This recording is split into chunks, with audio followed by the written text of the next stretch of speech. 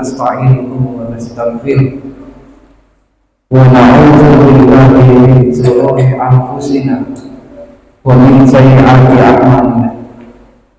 Man yahdihillahu fala mudilla lahu wa man yudlil fala hadiya lahu. Asyhadu an la ilaha illallah wahdahu la syarika lahu wa asyhadu anna Muhammadan abduhu wa rasuluh. Allahumma shalli ala Muhammad wa ala alihi wa sahbihi ajma'in, amma ba'd.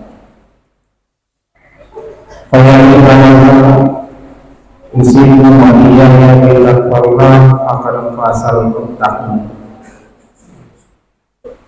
Qala ta'ala fi kitabil karim, ya ayyuhan nas ittaqu rabbakum alladzi khalaqakum min nafsin wahidah wa khalaqa minha zawjaha wa bassa minhuma rijalan katsiran wa nisaa wattaqullaha alladzi tasaaluna bihi wal arham innallaha kana 'alaykum raqiba. Wa qala ta'ala aidan, ya ayyuhallazina amanu taqullaha haqqa tuqatih wa la tamutunna illa wa antum muslimun. Qala Rasulullah sallallahu alaihi wasallam, man ra'a minkum munkaran falyughayyir bi yadihi fa in lam yastati' fa bi lisanihi fa in lam yastati' fa bi qalbihi wa zalika ad'aful iman. Hadirin sekalian jamaah Jumat yang dirahmati Allah Subhanahu wa taala. Kembali lagi kita bersyukur kepada Allah Subhanahu wa taala karena pada siang hari ini bisa masih dalam keadaan sehat walafiat, masih dalam keadaan iman dan Islam, sehingga kita mampu melaksanakan perintah-perintah Allah Subhanahu wa taala. Sebagaimana yang kita laksanakan pada siang hari ini, yakni sholat Jumat secara berjamaah. Ini semata-mata karena kasih sayang Allah Subhanahu wa taala yang tinggi kepada kita. Karena nikmat iman dan Islam telah tertancap pada diri kita mampu menyingkirkan kemalasan kita mampu meninggalkan kesibukan keluarga, kesibukan dunia, kesibukan di kebun, kesibukan di kantor, semua kita tinggalkan dan kembali kepada Allah Subhanahu wa taala untuk bermunajat kepada Allah Subhanahu wa taala. Ini nikmat yang sangat luar biasa, yang akan membawa keselamatan kepada kita di dunia yang sementara dan keselamatan di akhirat yang selama-lamanya. Kita di dunia kaya sementara, miskin sementara, sakit sementara, sehat sementara, punya pangkat sementara, jabatan sementara, harta yang banyak sementara, semua sementara. Tetapi nikmat iman dan Islam ini yang akan kita bawa di hadapan Allah Subhanahu wa taala, yang menyelamatkan kita di kehidupan dunia sementara dan di akhirat yang selama-lamanya. Ini nikmat iman dan Islam.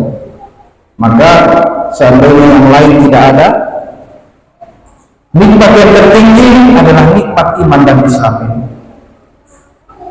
Karena apabila kita mati dalam keadaan tidak ada iman dan Islam dalam diri kita, maka kesengsaraan yang akan kita dapatkan selama-lamanya. Kita sengsara di dunia sementara, tapi ada iman dan Islam tertanam dalam hati kita. Kita mati dengan membawa kalimat la ilaha illallah, membesarkan kalimat la ilaha illallah, maka kita akan mendapatkan kebahagiaan yang selama-lamanya di akhirat nanti. Ini akan mendapatkan kebahagiaan yang selama-lamanya.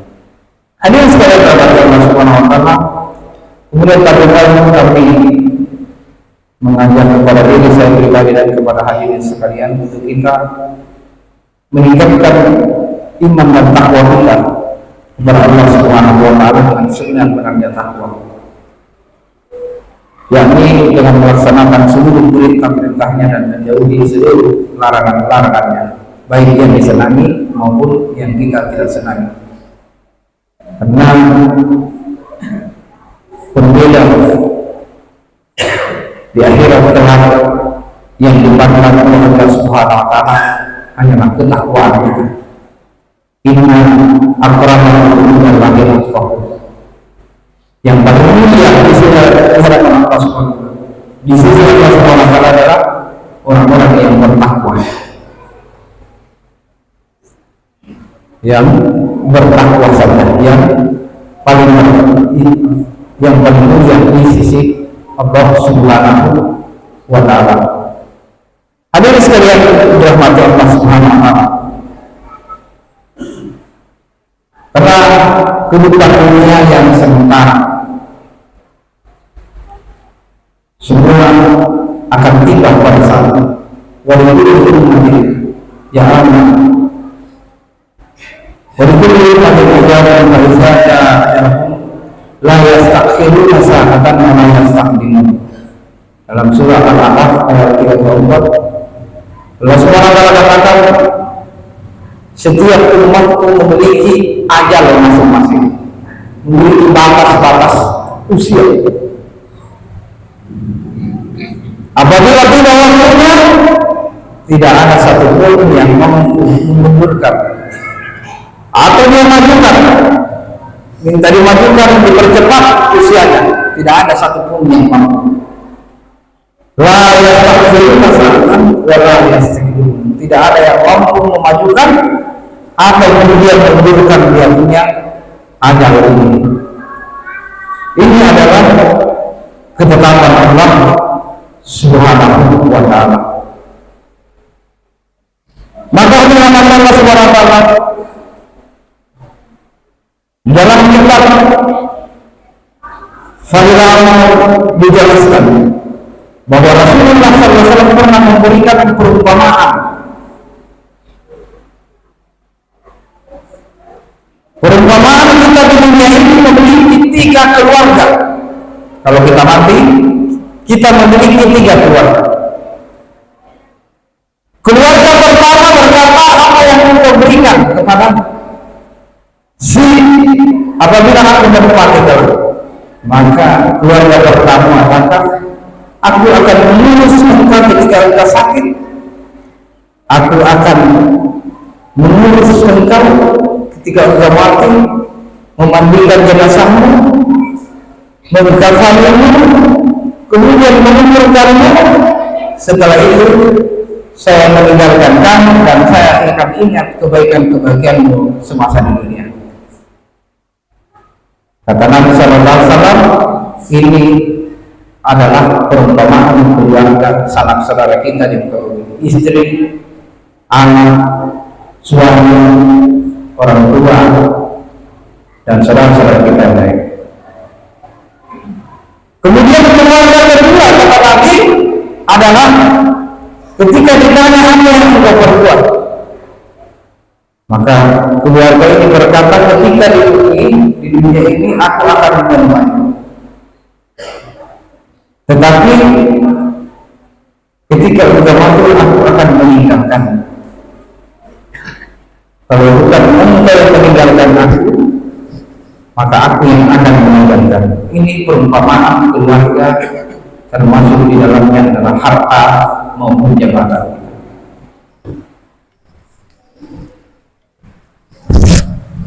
Kemudian yang Allah SWT, keluarga ketiga adalah ketika ditanya apa yang engkau berbuat, maka aku akan menemani sampai di dalam kubur menemani. Aku akan membantu engkau menjawab pertanyaan-pertanyaan munkar dan nakir. Aku akan menemanimu ketika berada di dalam kubur, menemanimu ketika nanti dikumpulkan pada mahsyar, menemanimu ketika di yaumul hisab, menemanimu ketika engkau menyambangi jembatan Shiratal Mustaqim. sampai masuk ke dalam surga. Maka inilah yang kami katakan, ini adalah keluarga yang termasuk di dalamnya amal-amal soleh kita. Sahabat ditanya, di antara ketiga keluarga yang mana kamu pilih? Maka sahabat menjawab, kami memilih keluarga yang ketiga tadi, karena dia tidak berkhianat, dia akan menemani kita sampai masuk ke dalam tubuh kita, sampai kita masuk ke dalam surga. Itulah perumpamaan keluarga yang ada, yang diumpamakan oleh baginda Rasulullah SAW ketika di muka bumi, bahwa amal ibadah kita itu akan menemani kita sampai yaumul qiyamah. Kata Nabi SAW, inna awwal ma yuhasabu bihi abdu yaumil qiyamati min amali salat, fa in salaha faqad aflaha wa anjaha, wa in masalah faqad khaba wa hasana. Yang pertama kali dihisab kelak di hari kemudian itu sholat. Yang ditanya nanti dihisab ketika di yaumul qiyamah nanti, yang pertama kali dihisab adalah sholat kita. Kalau baik sholatnya kata Nabi, maka beruntung dia dan selamat. Kalau buruk sholatnya, maka dia termasuk orang-orang yang celaka dan orang-orang yang berugi dan celaka. Ini, maka kita perlu memperbaiki sholat kita. Yang pertama kali dihisab adalah sholat kita.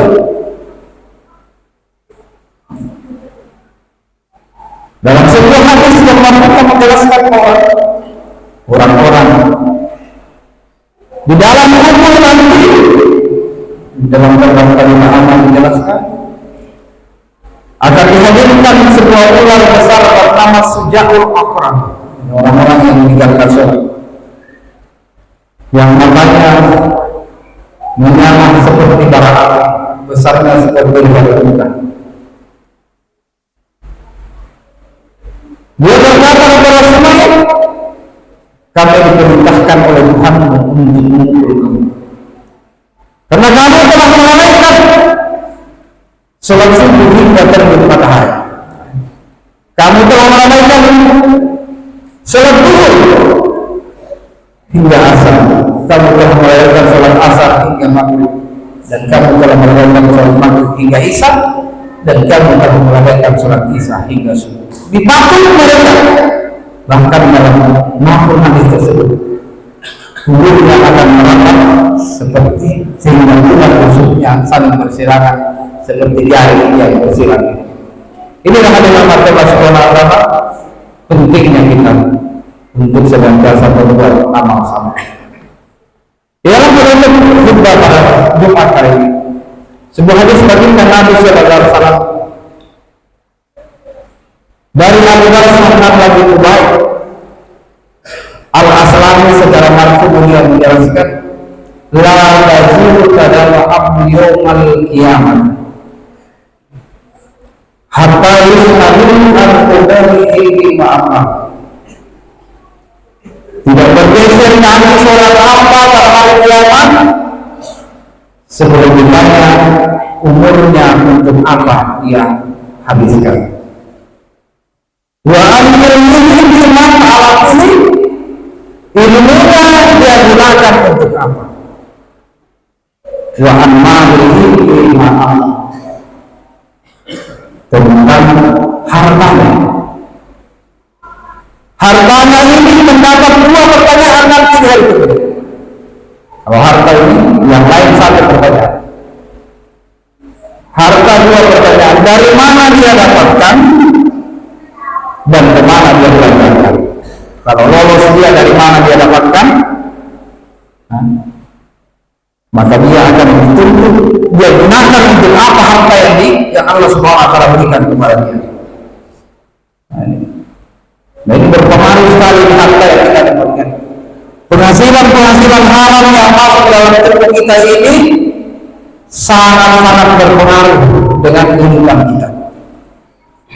Suatu ketika Nabi SAW menasihati Sa'ad bin Abi Waqqas. Hai Sa'ad, muta'abbatan mustajabat da'wah. Perbaiki makanan warisan, mesti doa akan terkabulkan. Walladzina yu'minuna billahi, sesungguhnya demi Allah yang memegang nyawa Muhammad. Innal abada yaqulu ma haramin fi yawmin ma yuqalu arba'ina yawman. Bahwa setiap makanan yang masuk ke dalam leher kita yang haram, kita tahu ini barang haram. Makanan yang haram yang masuk ke dalam leher kita, maka kata Nabi sallallahu alaihi wasallam, tidak diterima seluruh amalannya selama 40 hari.